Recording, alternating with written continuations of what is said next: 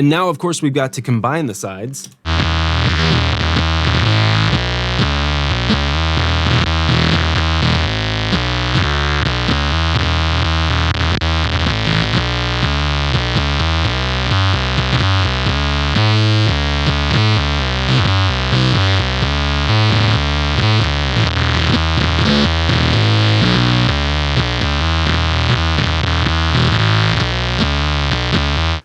Oh my gosh.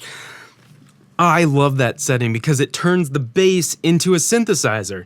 I love that. I love that so much.